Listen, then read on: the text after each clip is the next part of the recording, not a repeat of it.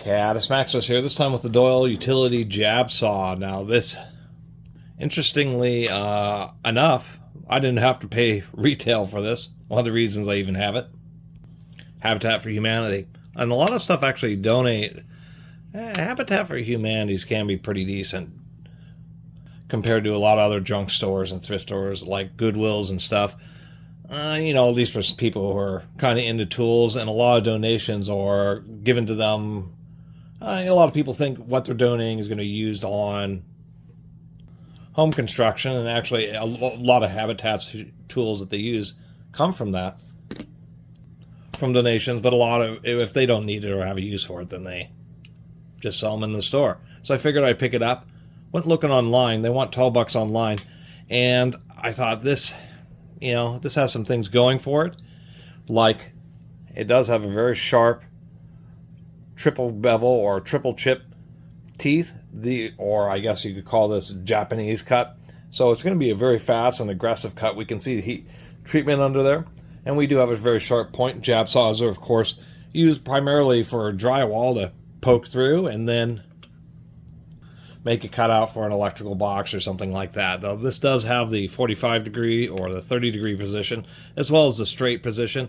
Although I do find that using a triple chip design or a triple bevel design on the teeth for a jab saw, which once again primarily used in gypsum, which is very abrasive.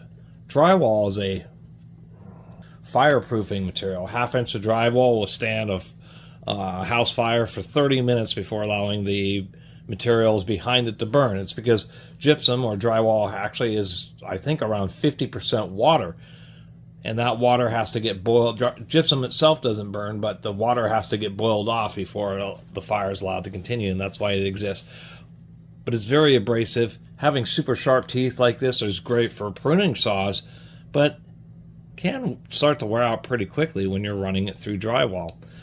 The other thing that I find curious is I was kind of excited about this thing because I thought, oh, it's going to be like this other jab saw. You know, many of them take reciprocating saw blades, but no, this is like a fixed blade. I don't think you can get replacement blades for this, and I thought, oh, that's just real disappointing. I mean, it seems to be pretty decently made. It has a fair amount of weight to it. As we can see, it does have a whole cast aluminum inner frame, kind of like the way the Milwaukee does.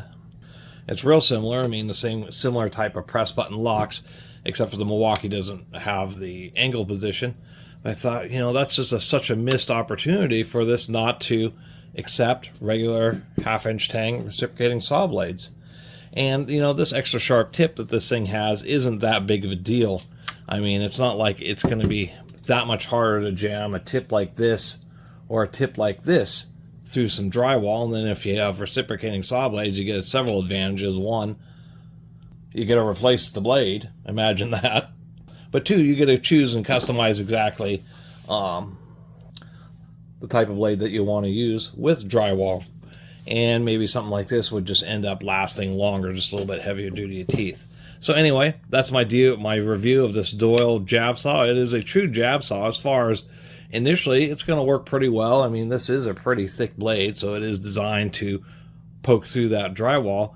But I just thought it was totally cheesy that it is a fixed blade, like it's really a very small 6-inch pruning saw with a very sharp tip ground onto the blade.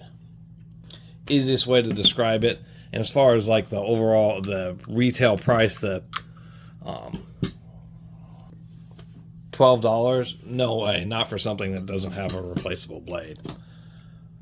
And that's a real shame. It just doesn't make any sense why they would have done something like that, where it's really becoming a standard to have the half-inch tang recip saw blade compatible ones. Anyway, thanks for watching.